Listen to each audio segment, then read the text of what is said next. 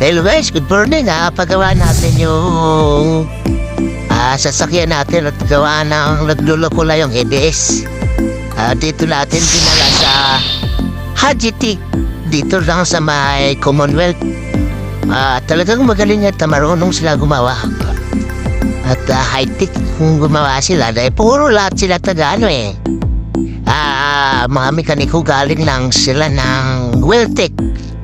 At saka talagang polido kung gumawa. Kasi marami dito Inmax nagdatingan, puro ABS ang problema. At ayos naman ang umalis sila. Ako, pangatlong pila ako. Pero sa yung dalawa ang umalis, yung isa galing Nevesia at pumunta lang dito para ipagawa yung ABS niya.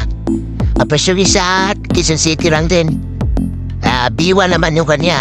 Yung una lumabas na taga Nevesia, Spito, ABS din ang problema. As in talagang nung binuksan talagang chocolate na loob eh. Ito naman binabaklas pa. Maya-maya ito lilinisin na. Mura lang naman dito magpagawa. Kung sa kumpara mo sa iba magpagawa. Tsaka alam mo talagang solido sila dito kung gumawa. Kaya ito akin, okay na. Binabaklas na kahapon lang to nagloko Kaya habang bago pa pagawa na natin at baka marami pang madadamay. Importante pa naman yung ABS sa lahat.